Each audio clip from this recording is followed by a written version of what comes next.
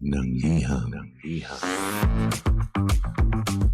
Ang pinakamakulit na girlfriend mo sa balat ng radyo. Isang magandang morning sa inyong lahat! Ako pa rin po nag-iisang girlfriend mo sa radio. My name is Lindsay. Makulit pero may puso, handang makinig sa mga kwento mo. Alam mo, feeling ko kailangan mo na siyang iwan kasi it doesn't make sense. Ang kwento sa lihim ng liham.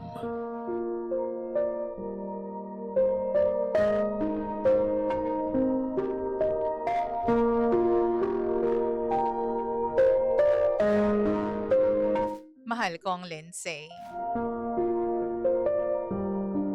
Itago niyo na lamang po ako sa pangalang Josie.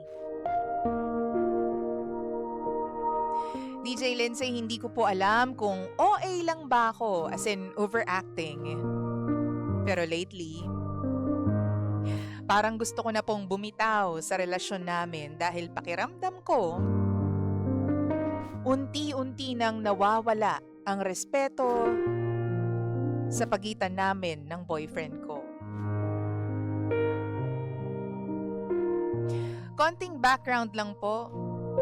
Magti 3 years na po kami. Hindi naman kami perpekto. Pero dati po kahit may away o hindi kami nagkakasundo, hindi niya ako minamaliit.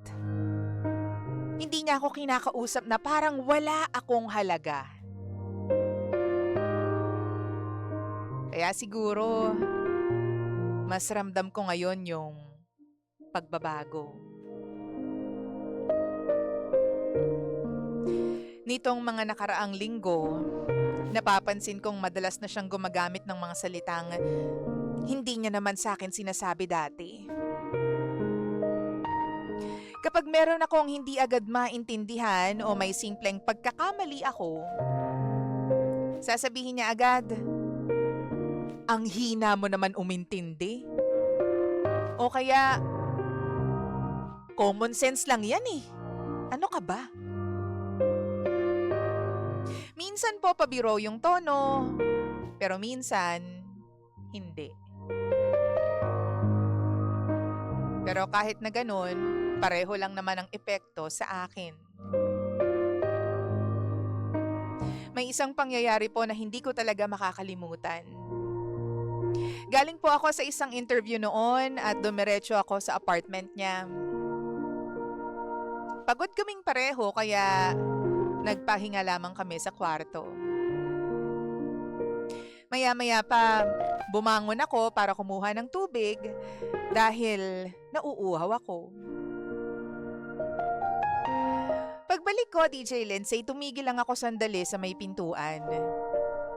Iniisip ko kasi kung gigisingin ko ba siya para magpaalam, para sabihin na uuwi na ako, o hahayaan ko na lang siya na magpahinga dahil maaga pa ulit ang pasok niya kinabukasan.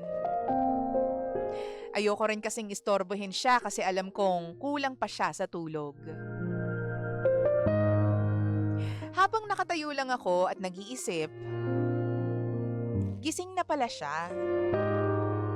Napansin pala niyang nakatingin ako sa kanya. Bigla niyang sinabi, "Ano bang ginagawa mo dyan? Para kang ewan."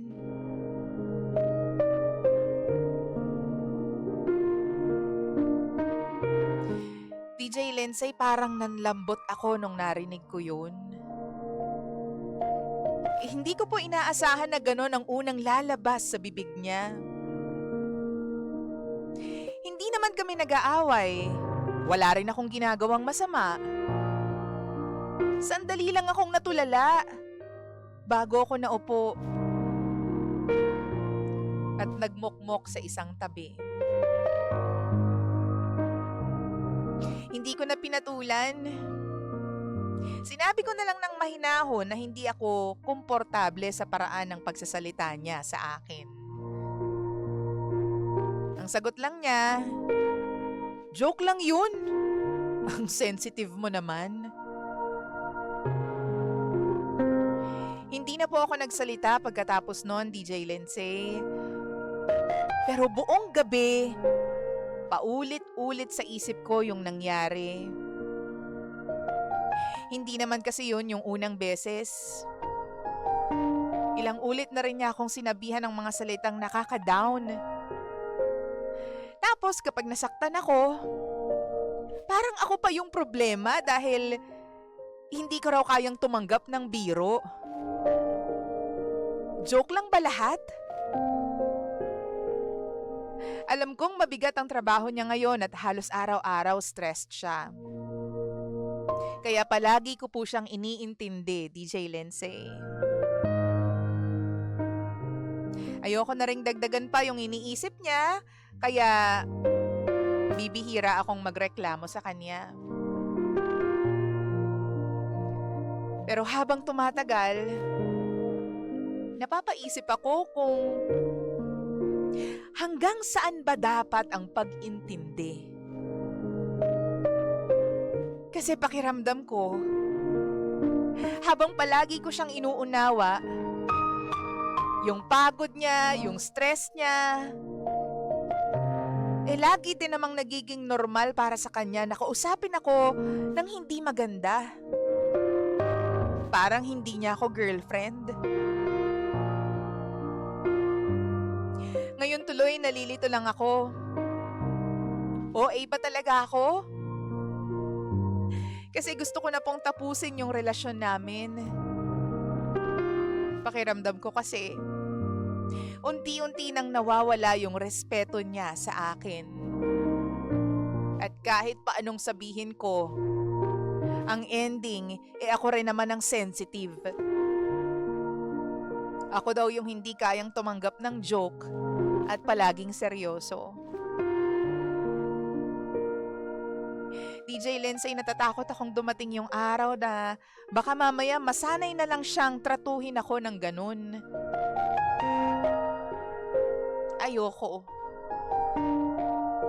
Kaya please, sabihin niyo po sa akin kung ano ba ang dapat kong gawin.